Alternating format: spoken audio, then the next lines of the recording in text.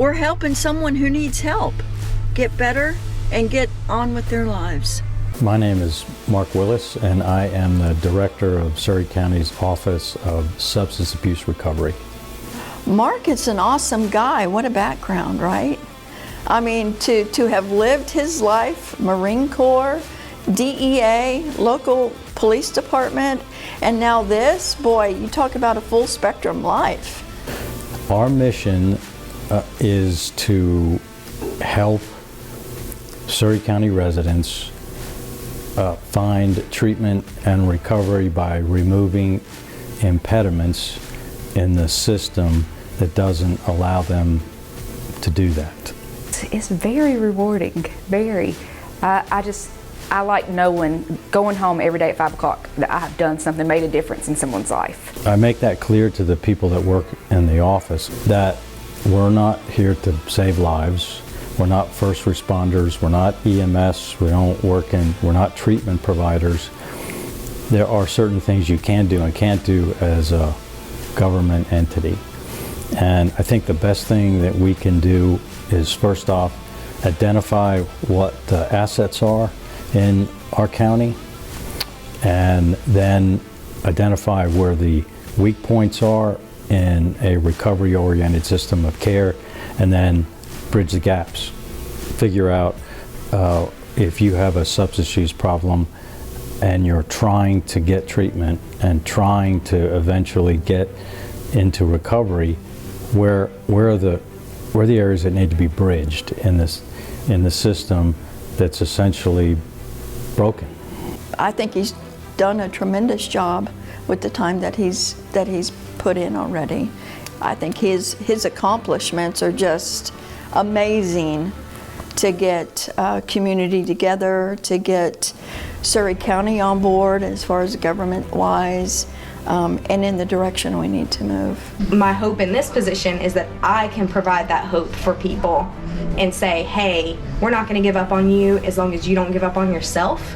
So here's your hope. I'm that person. What do you need? What can I do? How can I help you? And the number one need and request from citizens was we needed to build a system of care that focused on recovery.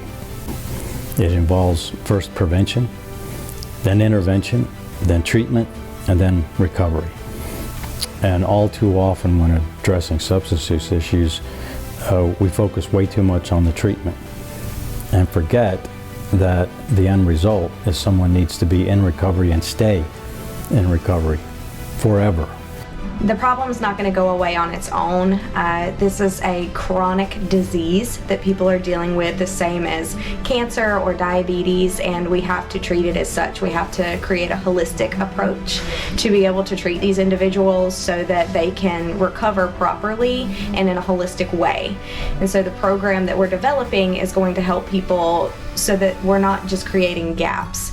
So they will be able to have employment, they'll be able to have housing, food, transportation. That way they don't just have one piece of the puzzle, they have all of the pieces. Once you get that holistic approach and you treat this as a treatment for a chronic disease, that's when you start seeing progress. That's when you start seeing success. It's not something that's just going to go away. It's working. And then you add on re-entry, trying to help people who exit the detention center, or for that matter state prisons, through probation, connected to employment. It means you have to convince the employers that these potential employees are worth the chance to take.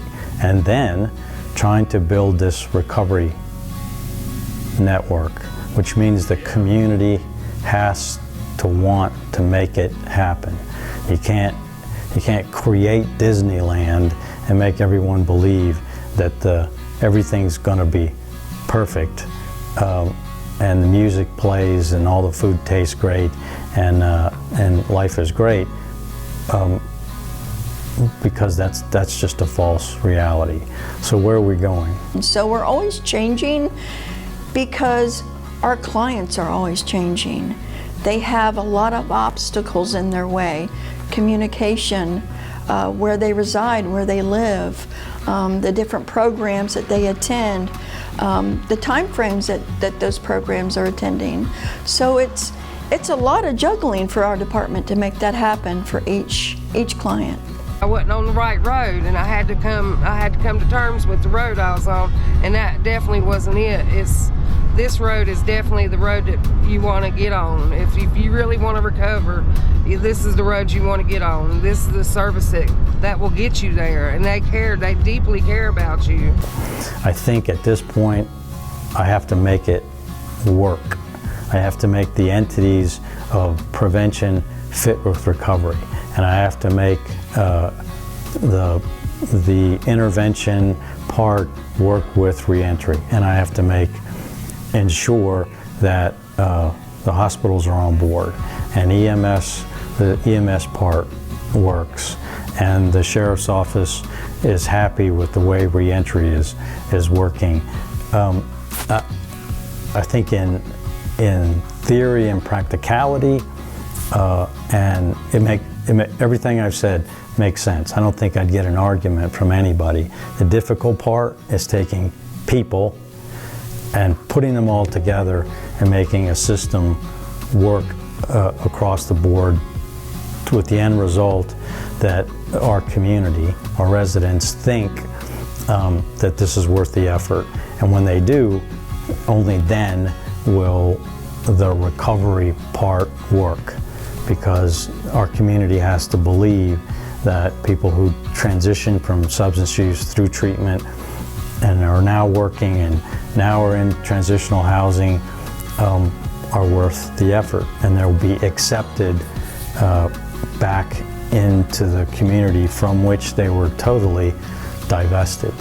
Everyone in this office is working together to create a holistic approach that will give people resources for all of the pieces of the puzzle, so that whenever they're coming out of jail and they come to us, if they need treatment, we can get them into treatment. If they need housing, we can help them find housing. If they need food, we help them find food. And whenever the time is right, whenever they're ready and they have clothing and they have all of everything else, then we put them in a job so that they can maintain that. One of the biggest issues that we find with people coming out of jail is they come out with nothing. They have the clothes on their back and maybe $5 to their name if they're lucky. They don't have a job, they don't have money, they don't have a car. And so when we bridge that gap and we say, okay, we're gonna help you take the steps that you need to be able to create a foundation to walk on, then they can walk. Then they can walk into a better future, they can walk into a better tomorrow, they can walk into a law-abiding, tax-paying citizen's life without backsliding, because there's no gap for them to jump over. There's nowhere for them to fall. I think we have an excellent team. I think what is necessary is there, and that is the passion and the empathy and the desire to help their fellow man, the residents of this county, transition from a cycle of addiction and a cycle of behavioral health issues back into recovery. And they believe that recovery can happen, and they say it all the time, and they put it on their cards, and they go out every day with the belief that today they're going to help someone transition into recovery. They're seasoned,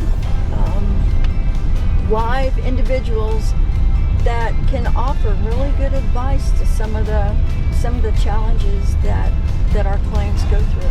That's what's going to make it work. Not my numbers and not my whiteboards and not all my talking. They will make it happen, and that's what makes a great team. And as long as they maintain that passion, it'll work. It works. This program definitely works. I have a lot of clients that are already in place that are, being very successful in the role that they're currently in. I see a recovery movement. I've kind of felt that for a little bit now, but I see a movement. I see people. I've had probation officers tell me they've got more people on their caseload today who is sober. I see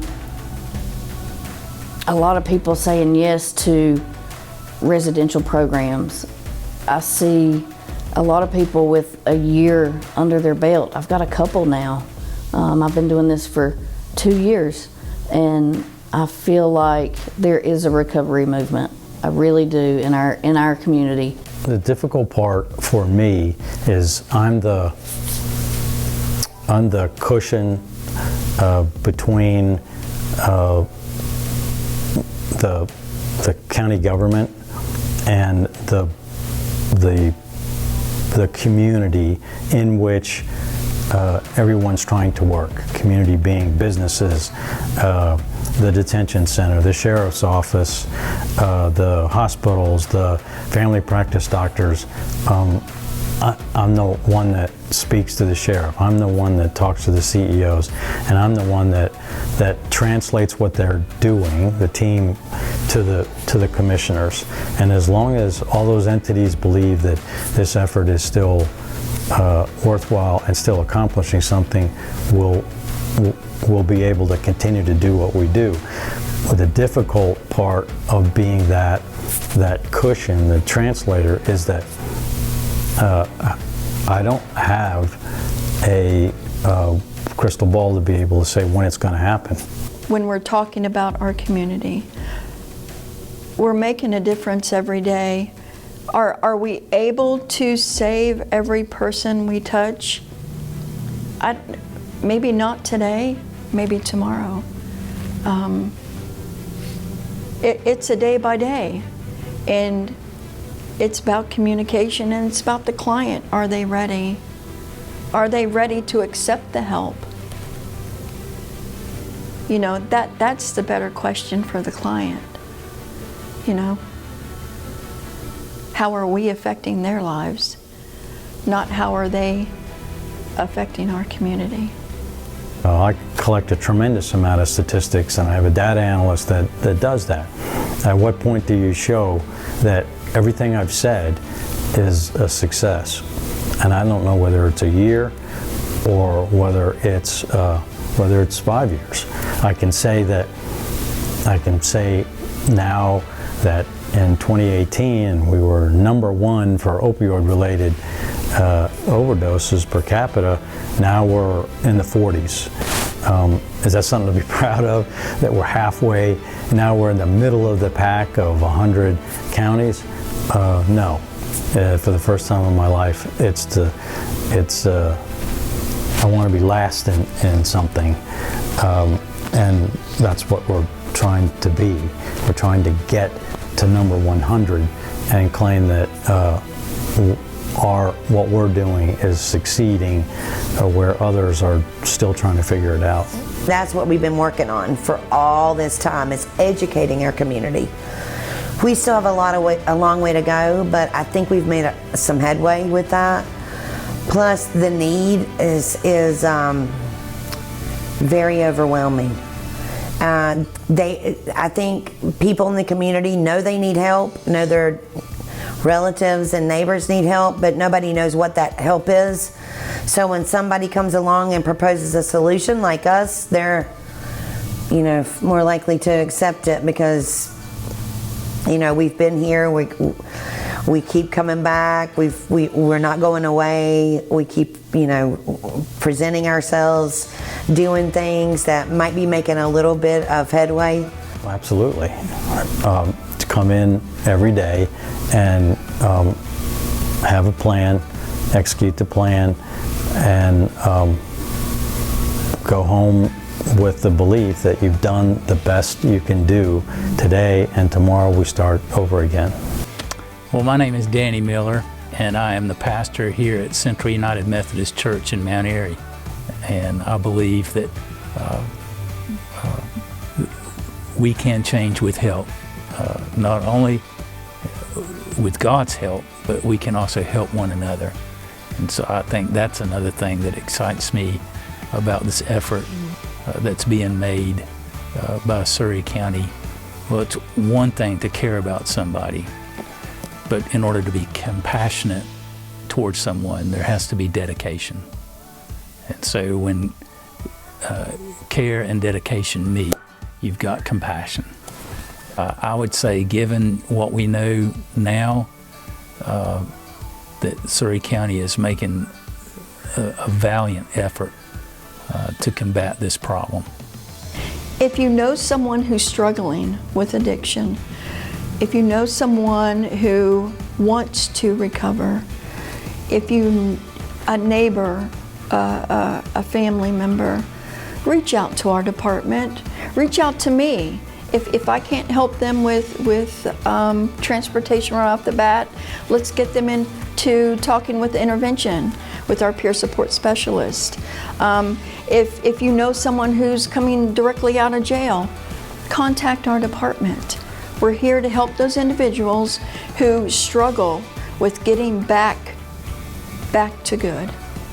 And that's difficult for someone coming out of jail who has I guess an arrest record. It's super difficult to get back to good. And, you know, I think the general public view those individuals as dirty, as not trustworthy. And they are. They are. You just have to give them a chance and believe in them and let them know you can do it. So that's what I want everybody to know. There is help, there's hope, and that's what we're here for.